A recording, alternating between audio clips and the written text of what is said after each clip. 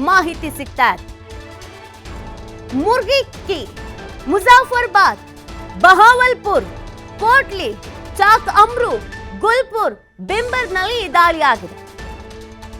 April 22ಕ್ಕೆ ಪಾಕ್ನ ಬೆಂಬಲಿತ ಉಗ್ರರು ಕಾಶ್ಮೀರದ ಪಹಲ್ಗಾಮ್ನಲ್ಲಿ ನಿಶಸ್ತ್ರಧಾರಿಗಳಾಗಿದ್ದ ನಮ್ಮ ಪ್ರವಾಸಕ್ಕೆ ಅಂತ ಹೋಗಿದ್ದ ನಮ್ಮ ನಾಗರಿಕರನ್ನ ಹತ್ಯೆ ಮಾಡಿದ್ರು ಏಪ್ರಿಲ್ 22ಕ್ಕೆ. ಆದ್ರೆ ಇದೀಗ ಆ 26 ಅಮಾಯಕರ ಜೀವ ಏನ್ ಹೋಗಿತ್ತೋ ಅದಕ್ಕೆ 70 ಉಗ್ರ ಜೀವ ತಗೊಂಡಿದ್ದೀವಿ. ಹಫೀಜ್ ಅಡಗುತಾಣ ಉಡಾಯಿಸಿರೋದು ನಮ್ಮ ರಫೇಲ್. ಪಾಕ್ ಮೇಲೆ ಭಾರತ ಪ್ರಯೋಗಿಸಿದಂತ ಅಸ್ತ್ರಗಳು ಯಾವುದು ಅನ್ನೋ ಕ್ಯೂರಿಯಾಸಿಟಿ ಸಹಜವಾಗಿಯೇ ಎಲ್ರಿಗೂ ಇರುತ್ತೆ. ನೋಡಿ, ಭಾರತೀಯ ವಾಯುಪಡೆ ರಫೇಲ್ ಜೆಟ್ ಯುದ್ಧ ವಿಮಾನದ ಬಳಿಕ ಸ್ಕಲ್ಫ್ ಕ್ಷಿಪಣಿಯನ್ನು ಉಡಾಯಿಸಿದೆ. ವಿಶೇಷ ಅಂದ್ರೆ ಹಫೀಜ್ ಸಯೀದ್ ಅಡಗುತಾಣದ ಮೇಲೆ ಅಟ್ಯಾಕ್ ಅನ್ನು ಮಾಡಲಾಗಿರೋದು. ಪಾಕಿಸ್ತಾನಕ್ಕೆ ಚೀನಾ ನೀಡಿದ JF-17 ಯುದ್ಧ ವಿಮಾನವನ್ನು ಕೂಡ ಹೊಡೆದುರುಳಿಸಲಾಗಿದೆ. ಪಾಕಿಸ್ತಾನಕ್ಕೆ ಚೀನಾ ನೀಡಿತ್ತಲ್ಲ JF-17 ಯುದ್ಧ ವಿಮಾನ, ಅದನ್ನು ಕೂಡ ಹೊಡೆದುರುಳಿಸಲಾಗಿದೆ. ಭಾರತೀಯ ವಾಯುಪಡೆಯು ರಫೇಲ್ನ ಸ್ಕಾಲ್ಫ್ ಮಿಸೈಲ್ ಬಳಸಿ ದಾಳಿ ಮಾಡಿದೆ. ಜೊತೆಗೆ ಬ್ರಹ್ಮೋಸ್ ಮಿಸೈಲ್ ಮುಖಾಂತರವಾಗಿ ಕೂಡ ಉಗ್ರರ ನೆಲೆಗಳ ಮೇಲೆ ಅಟ್ಯಾಕ್ ಮಾಡಲಾಗಿದೆ. ಪಾಕ್ ಟೆರರ್ ಕಂಟ್ರೋಲ್ ರೂಮ್ಗಳನ್ನ ಧ್ವಂಸ ಮಾಡಿರೋದು Bharat. Pak ISI terror control room ಅನ್ನು ಕೂಡ ಧ್ವಂಸ ಮಾಡಿದೆ. ಹ್ಯಾಮರ್ ಬಾಂಬ್ ಅನ್ನು ಬಳಸಿ ಉಗ್ರರ ನೆಲೆಗಳ ಮೇಲೆ ಭಾರತ ದಾಳಿಯನ್ನ ಮಾಡಿರೋದು. ಪ್ರಮುಖವಾಗಿ ಆಪರೇಷನ್ ಸಿಂಧೂರ್ ಭಾರತೀಯ ಸೇನೆಯಿಂದ ಏರ್ ಸ್ಟ್ರೈಕ್ ಏನಾಗಿದೆ, ಇದು ಅಲ್ಲಿನ ಉಗ್ರರ ನೆಲೆಗಳು, ಹಾಗೇನೆ ಮದರಸಗಳು, ಉಗ್ರರ ಅಡಗುತಾಣಗಳು, ಅವರು ಎಲ್ಲಿಂದ ಕುತ್ಕೊಂಡು ಆಕ್ಟಿವ್ ಮಾಡ್ತಾ ಇದ್ರು, ಎಲ್ಲಿ ಕುತ್ಕೊಂಡು ಸ್ಕೆಚ್ ಹಾಕ್ತಾ ಇದ್ರು, ಅವುಗಳನ್ನ ಉಡೀಸ್ ಮಾಡಲಾಗಿದೆ. ಪ್ರಮುಖವಾಗಿ ಪಾಕಿಸ್ತಾನ ಬೆಂಬಲಿತ ಭಯೋತ್ಪಾದಕ ಸಂಘಟನೆಗಳಾದ Lashkar e Toiba, LET, the resistance front TRF ಎಂಬ ಈ 2 ಸಂಘಟನೆಗಳನ್ನು ಗುರಿಯಾಗಿಸಿಕೊಳ್ಳಲಾಗಿದೆ. ಇದಕ್ಕೆ ಸರಿಯಾದ ಉತ್ತರವನ್ನ ಕೊಡ್ತೀವಿ, ನೋಡ್ತಾ ಇರಿ ಅನ್ನೋದನ್ನ ಭಾರತ ಹೇಳಿದೆ. ಆಲ್ರೆಡಿ ಯುದ್ಧದ ಭೀತಿ ಶುರುವಾಗಿ ಎಲ್ಲರ ಬಳಿ ಓಡೋ ಕೇಳ್ಕೊಳಕ್ ಶುರು ಮಾಡಿದ್ರು. ದಯವಿಟ್ಟು ಯುದ್ಧ ಮಾಡಬೇಡಿ ಅಂತ ಹೇಳಿ ಅಂತ ಕೇಳ್ಕೊಳ್ತಾ ಇದ್ರು. ಆದ್ರೆ ಯುದ್ಧ ಆಗಲ್ಲ ಅನ್ನುವಂತ ನಿರೀಕ್ಷೆಯಲ್ಲಿ ಇದ್ದವರಿಗೆ ಯುದ್ಧ ಹೆಂಗ ಮಾಡಬೇಕು ಅನ್ನೋದನ್ನ ತಿಳಿಸಲಾಗಿದೆ. ಇಲ್ಲಾಗಿರೋದು ಇಷ್ಟೇ. ಯುದ್ಧ ಭಾರತ ಮಾಡುತ್ತೋ ಮಾಡಲ್ವಾ, ಮಾಡುತ್ತಾ ಮಾಡಲ್ವಾ ಅನ್ನುವಂತಹ ಕನ್ಫ್ಯೂಷನ್ ಅಲ್ಲಿ ಇದ್ದಂತ ಸಂದರ್ಭದಲ್ಲೇ ಅವರದ್ದೇ ವಾಯು ನೆಲೆಗೆ ನುಗ್ಗಿ ಹೊಡೆದಿರುವಂಥದ್ದು. ನೋಡಿ, ಈ ಹಿಂದಿನ ಅಟ್ಯಾಕ್, ಈ ಪುಲ್ವಾಮಾ ಅಟ್ಯಾಕ್ ಆಗಿತ್ತಲ್ವಾ, ಆ ಸಂದರ್ಭದಲ್ಲಿ ಬಾಲ್ಕೋಟ್ ಅನ್ನ ಮಾತ್ರ ಟಾರ್ಗೆಟ್ ಮಾಡಿದ್ವಿ. ನಾವು ಅದಕ್ಕೂ ಪ್ರತಿಕಾರವನ್ನ ತೀರಿಸಿಕೊಂಡಿದ್ವಿ. ಪುಲ್ವಾಮಾ ಅಟ್ಯಾಕ್ ಆದಂತ ಸಂದರ್ಭದಲ್ಲಿ ನಮ್ಮ ಸೇನೆಯನ್ನು ಗುರಿಯಾಗಿಸಿಕೊಂಡು ಅಟ್ಯಾಕ್ ಮಾಡಿದ್ರಲ್ಲ, ಆ ಸಂದರ್ಭದಲ್ಲಿ ಬಾಲ್ಕೋಟ್ ಮೇಲೆ ಮಾತ್ರ ಅಟ್ಯಾಕ್ ಅನ್ನ ಮಾಡಲಾಗಿತ್ತು. ಆದ್ರೆ ಪಹಲ್ಗಾಮ್ನ ಅಟ್ಯಾಕಿಗೆ ಪ್ರತ್ಯುತ್ತರ 9 ಕಡೆಯಲ್ಲಿ ಅಟ್ಯಾಕ್ ಮಾಡಿದ್ರು. ಈಗಾಗ್ಲೇನೆ ಭಾರತ ಪ್ರೆಸ್ ಮೀಟ್ ಅನ್ನ ಮಾಡಿ ಹೌದು ನಾವು ಮಾಡಿದ್ದೀವಿ ಅನ್ನೋದನ್ನು ತಿಳಿಸಲಾಗಿದೆ. ಆದ್ರೆ ನಾವು ಯಾರ ಮೇಲೆ ಟಾರ್ಗೆಟ್ ಮಾಡಿದ್ವಿ ಅಂತ ಅಂದ್ರೆ ಅದು ಉಗ್ರ ನೆಲೆಗಳು ಮೇಲೆ ನಾವು ಟಾರ್ಗೆಟ್ ಮಾಡಿದ್ವಿ. ಇಲ್ಲಿ ಪಾಕಿಸ್ತಾನದ ಸೇನೆಗಾಗ್ಲಿ ಪಾಕಿಸ್ತಾನದ ನಾಗರಿಕರಾಗ್ಲಿ ನಾವು ಅವ್ರನ್ನ ಟಾರ್ಗೆಟ್ ಮಾಡಿಯೇ ಇಲ್ಲ. ನಮಗೆ ತೊಂದರೆ ಕೊಡ್ತಾ ಇದ್ದಿದ್ದು ಉಗ್ರರು. ಹೆಂಗೋ ಪಾಕಿಸ್ತಾನ ಡ್ರಾಮಾ ಮಾಡ್ತಿತ್ತಲ್ಲಪ್ಪ, ನಾವು ಮಾಡಿಲ್ಲ, ನಮಗೆ ಗೊತ್ತಿಲ್ಲ, ಸಾಕ್ಷಿ ಕೊಡಿ ಅಂತ. ಆ ಕಾರಣಕ್ಕಾಗಿ ಇಲ್ಲಿ ಇನ್ನೊಂದು ಗಮನಿಸಿ, ಪ್ರತಿ ಬಾರಿ ನಮ್ಮ ಮೇಲೆ ಅಟ್ಯಾಕ್ ಆದಾಗ ಪಾಕಿಸ್ತಾನ ಹೇಳ್ತಿದ್ದು ಒಂದೇ, ಸಾಕ್ಷಿ ಕೊಡಿ, ಸಾಕ್ಷಿ ಕೊಡಿ, ನಾವು ಮಾಡಿಲ್ಲ, ನಾವು ಮಾಡಿಲ್ಲ. ಆದ್ರೆ ನಾವು ಭಾರತೀಯರ ಆ ತರ ಅಲ್ಲ, ಎದೆ ಒಪ್ಪಿಸ್ಕೊಂಡು ಹೇಳ್ತಾ ಇದ್ದೀವಿ, ಇದು ನಾವೇ ಮಾಡಿದ್ದು ಇದು ಅನ್ನೋದನ್ನ ತನ್ನ ಮಿತ್ರ ರಾಷ್ಟ್ರಗಳಿಗೆ ತಿಳಿಸಲಾಗಿದೆ ಆಲ್ರೆಡಿ ಭಾರತ. ಹೌದು, ಹಿಂಗೊಂದು ಅಟ್ಯಾಕ್ ಮಾಡಿದ್ದೀವಿ, ಈ ರೀಸನಿಗೆ ಮಾಡಿದ್ದೀವಿ, ಇಂತಿಂತಲ್ಲಿ ಮಾಡಿದ್ದೀವಿ ಅನ್ನೋದನ್ನ. ಅದ್ರಲ್ಲೂ ಈಗ ಮಾನ ಮರ್ಯಾದೆ ಹೋಗ್ತಾ ಇದೆ ಪಾಕಿಸ್ತಾನದವರು. 9 ಕಡೆ ಅಟ್ಯಾಕ್ ಆಗಿಲ್ಲ, ಆಗಿರೋದು 5 ಕಡೆ ಅಂತ ಹೇಳ್ಕೊಳ್ತಾ ಇದ್ದಾರೆ.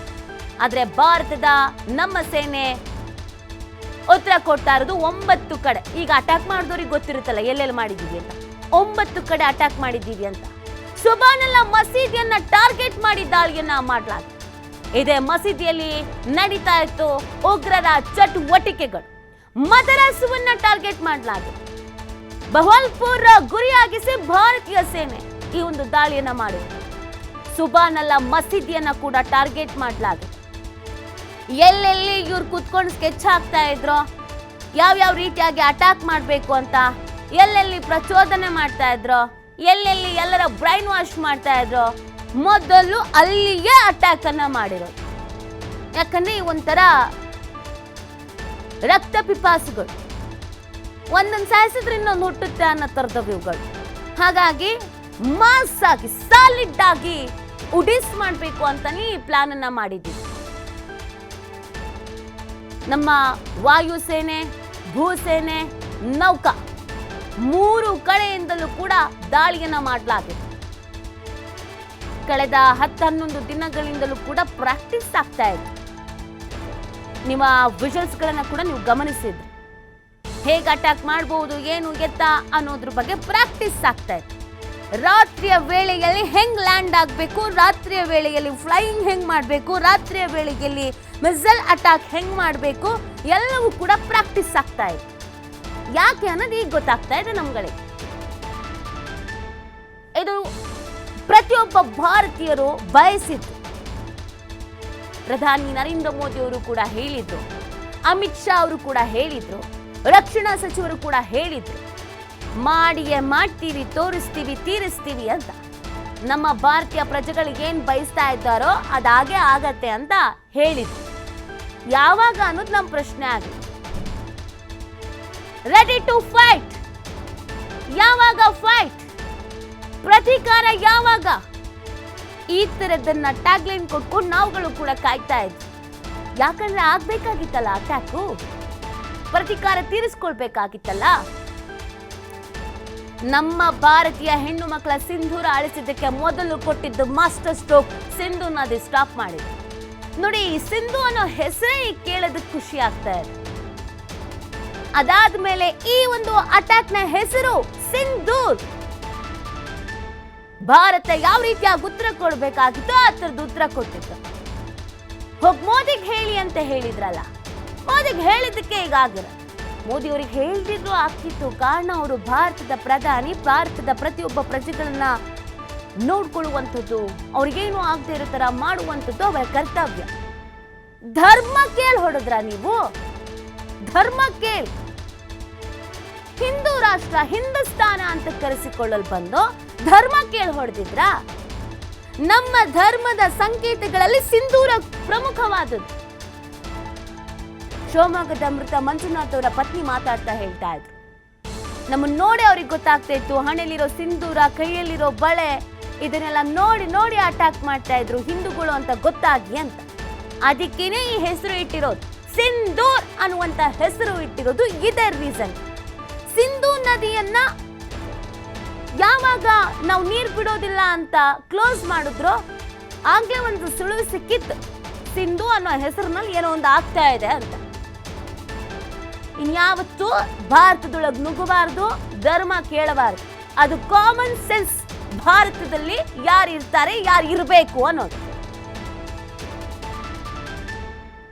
ಪಾಕಿಸ್ತಾನ ಬೆಲೆ ತರ್ತಾ ಇರೋದು ಇದಷ್ಟೇ ಅಲ್ಲ, ಇದು ಜಸ್ಟ್ ಟ್ರೇಲರ್ ಅಥವಾ ಪ್ರೊಮೋ ಅಷ್ಟೇ. ಇನ್ನು ಪಿಕ್ಚರ್ ಬಾಕಿ ಇದೆ. ಆ ಪಿಕ್ಚರ್ಗಾಗಿ ನಾವುಗಳು ಕಾಯ್ತಾ ಇದ್ವಿ.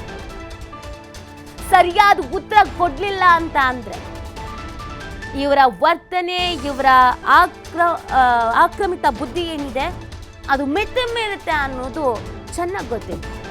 ವಿಶ್ವಸಂಸ್ಥೆ ಮುಂದೆ ತಲೆ ಬಗ್ಗಿಸಿ ನಿಂತಿತ್ತು.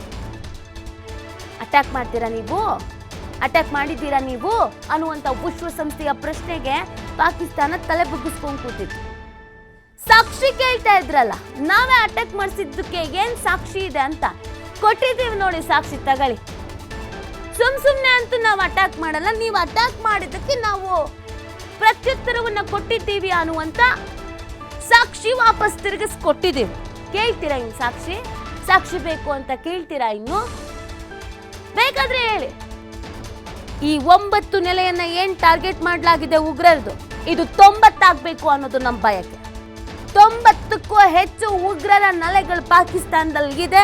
ಅದೆಲ್ಲವನ್ನ ಕೂಡ ಉಡಿಸ್ ಮಟಾಶ್ ಮಾಡಬೇಕು ಅನ್ನೋದು ನಮ್ಮ ಬಯಕೆ ಕೂಡ ಹೌದು. ಯಾಕಂದ್ರೆ ನಮ್ಮದೇ ದೇಶದ ಸ್ವರ್ಗ ಅಂತ ಕರೆಸ್ಕೊಳ್ಳುವಂತ ಕಾಶ್ಮೀರಕ್ಕೆ ನಾವುಗಳು ಹೋಗಂಗಿಲ್ಲ ಅಂತಂದ್ರೆ ಹೆಂಗ್ ಸ್ವಾಮಿ? ನಮ್ಮ ದೇಶದಲ್ಲಿ ಓಡಾಡೋದಕ್ಕೆ ಸ್ವಾತಂತ್ರ್ಯ ನಮಗಿಲ್ವಾ? ನಾವು ಬಂದು ಪಾಕಿಸ್ತಾನದಲ್ಲಿ ಓಡಾಡ್ತಾ ಇದ್ದಿದ್ದು ನಮ್ಮದೇ ದೇಶದಲ್ಲಿ. ನಮಗೆ ಸ್ವಾತಂತ್ರ್ಯ ಇಲ್ದ ತರ ಮಾಡಿದ್ರೆ ಅದಕ್ಕೆ ಉತ್ತರ ಕೊಡ್ಬೇಕಲ್ಲ. ನೀವು ವಿಂಡೋದಲ್ಲಿ ಗಮನಿಸ್ತಾ ಇದ್ರ ಸುಟ್ಟು ಕರ್ಕಲಾಗಿರೋದು ಇದು ಉಗ್ರರ ನೆಲೆಗಳು, ಉಗ್ರರು ವಾಸ ಮಾಡ್ತಾ ಇದ್ದಂತ ಮನೆಗಳು, ಹಾಗೇನೆ ಮದರಸಗಳು, ಹಾಗೇನೆ ಮಸೀದಿ. ಯಾಕೆ ಮದರಸ ಮತ್ತು ಮಸೀದಿಯನ್ನ ಅಟ್ಯಾಕ್ ಮಾಡಲಾಗಿದೆ ಅನ್ನೋದಕ್ಕೂ ಕೂಡ ನಮ್ಮ ಹತ್ರ ಕ್ಲಾರಿಟಿ ಇದೆ. ಅಲ್ಲಿಗೆ ಉಗ್ರರನ್ನು ಉತ್ಪತ್ತಿ ಮಾಡೋದು ಅಂತಾರಲ್ಲ, ಆ ಕೆಲಸ ಮಾಡ್ತಾ ಇದ್ರು. ಬ್ರೈನ್ ವಾಶ್ ಮಾಡೋದು, ಟಾರ್ಗೆಟ್ ಗಳನ್ನ ಫಿಕ್ಸ್ ಮಾಡ್ಕೊಳ್ಳೋದು, ಅದೆಲ್ಲವನ್ನ ಮಾಡ್ತಾ ಇದ್ದಿದ್ದು ಅದೇ ಜಾಗಗಳಲ್ಲಿ. ಆ ಕಾರಣಕ್ಕಾಗಿ ಅದೇ ಜಾಗಗಳನ್ನ ಈಗ ಉಡಿಸ್ ಮಾಡಿರೋದು.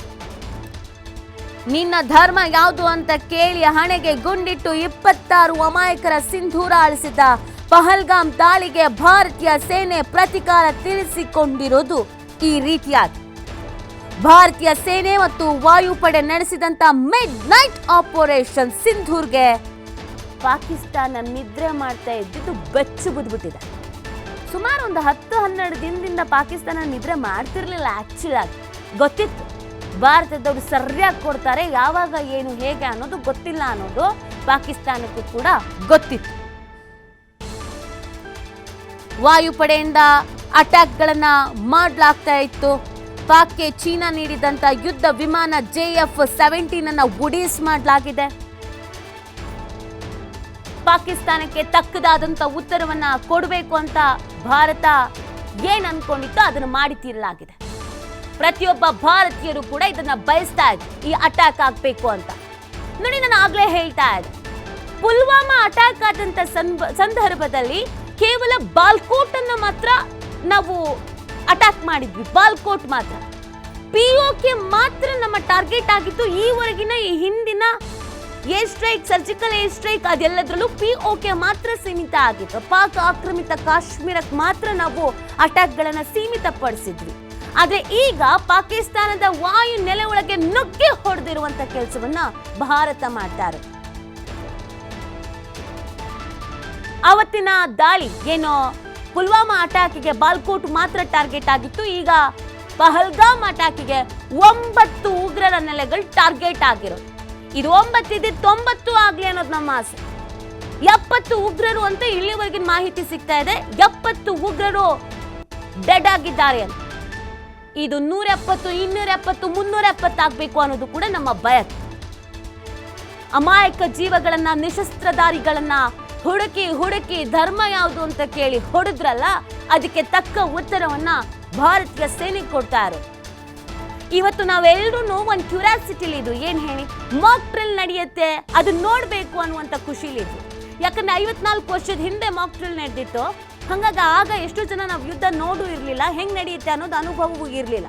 ಹಾಗಾಗಿ ಒಂದು ಮಾಕ್ ಡ್ರಿಲ್ ನಡೆಯುತ್ತೆ ಅಂದ್ರೆ ಯುದ್ಧಕ್ಕೆ ಸಿದ್ಧತೆ ಆಗೋದು, ಯುದ್ಧ ಹೇಗೆ ಎದುರಿಸಬೇಕು ಅನ್ನೋದ್ರ ಬಗ್ಗೆ ಜನರಿಗೆ ಒಂದು ಮನವರಿಕೆ ಮಾಡ್ಕೊಡ್ಬೇಕು ಅನ್ನುವಂತ ನಿಟ್ಟಿನಲ್ಲಿ ಮಾಕ್ ಡ್ರಿಲ್ ನಡೆಯುತ್ತೆ ಇವತ್ತು ಅಂತ. ಓಕೆ, ಯುದ್ಧ ಹೆಂಗ್ ನಡೀಬಹುದು ನೋಡೋಣ ಅಂತ ಕಾತರರಾಗಿದ್ವಿ. ಮಾಕ್ ಡ್ರಿಲ್ ಏನ್ ಬೇಡ, ಡೈರೆಕ್ಟ್ ಯುದ್ಧನೇ ಮಾಡ್ತೀವಿ ನೋಡಿ ಅಂತ ನಮ್ಮ ಭಾರತೀಯರಿಗೂ ಕೂಡ ಸರ್ಪ್ರೈಸ್ ಕೊಟ್ಟಿದ್ದಾರೆ ನಮ್ಮ ಭಾರತ ಸೇನೆ. ಇದಕ್ಕಿಂತ ಇನ್ನೇನು ಬೇಕು? ಈಗಾಗಲೇ ಭಾರತದ ಮಿತ್ರ ರಾಷ್ಟ್ರಗಳಿಗೂ ಕೂಡ ಸಂದೇಶವನ್ನು ಕೊಡಲಾಗಿದೆ. ಹೌದು, ನಾವು ಈ ತರದೊಂದು ಅಟ್ಯಾಕ್ ಮಾಡಿದ್ದೀವಿ, ಆದ್ರೆ ಅಟ್ಯಾಕ್ ಮಾಡೋದಕ್ಕೆ ಕಾರಣ ಕೇವಲ ಉಗ್ರರು. ಪಾಕಿಸ್ತಾನದ ಸೇನೆಯನ್ನಾಗ್ಲಿ, ಪಾಕಿಸ್ತಾನದ ನಾಗರಿಕರನ್ನಾಗ್ಲಿ ಅವ್ರು ಮಾಡಿದ್ರಲ್ಲ ರಣ ಹೇಡಿ ಬುದ್ಧಿ. ನಮ್ಮ ಭಾರತದ ನಾಗರಿಕರನ್ನ ಟಾರ್ಗೆಟ್ ಮಾಡಿದ್ದು, ಅಮಾಯಕರನ್ನ ಟಾರ್ಗೆಟ್ ಮಾಡಿದ್ದು, ಪ್ರವಾಸಿಗರನ್ನ ಟಾರ್ಗೆಟ್ ಮಾಡಿದ್ದು ಅದ್ಯಾವುದನ್ನು ನಾವು ಮಾಡಿಲ್ಲ. ಆ ಥರ ಜಾಯಮಾನ ಭಾರತಕ್ಕೆ ಇಲ್ಲೂ ಇಲ್ಲ. ಭಾರತ ಟಾರ್ಗೆಟ್ ಮಾಡಿರೋದು ಓನ್ಲಿ ಉಗ್ರರನ್ನ ಮಾತ್ರ. ಉಗ್ರರ ನೆಲೆಗಳ ಮೇಲೆ ದಾಳಿ ಹಿನ್ನೆಲೆ ಪ್ರಧಾನಿ ಮೋದಿ ಸಭೆಯನ್ನ ನಡೆಸ್ತಾರೆ. ಸರ್ವಪಕ್ಷ ಸಭೆಯನ್ನ ಕರೆದಿದ್ದಾರೆ ಪ್ರಧಾನಿ ನರೇಂದ್ರ ಮೋದಿ.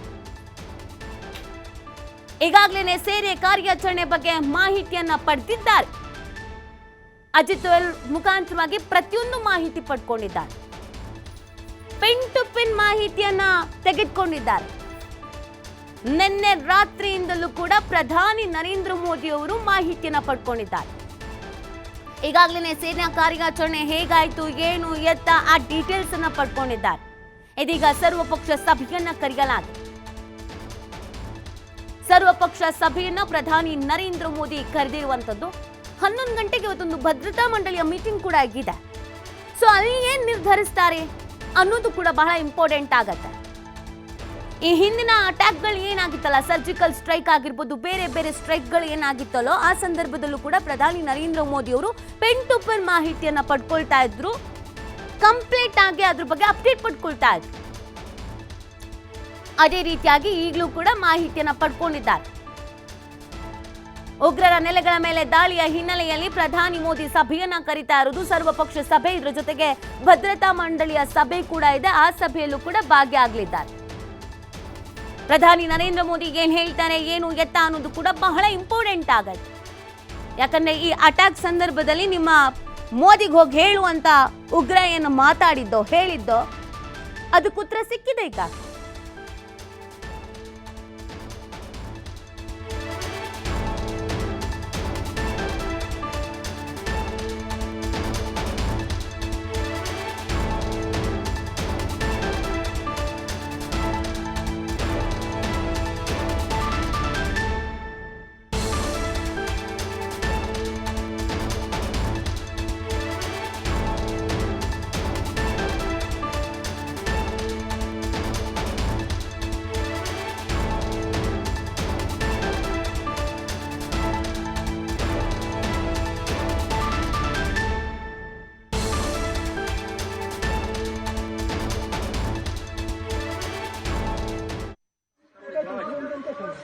भाई मैं यहाँ पे इनकी मदद कर रहा हूँ, वरना मैं जाता, और मेरा घर थोड़ा सा दूर है यहाँ से.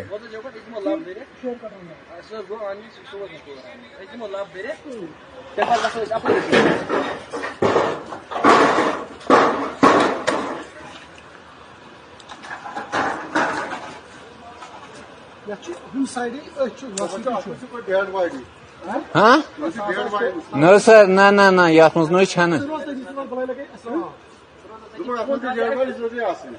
कम नजर बस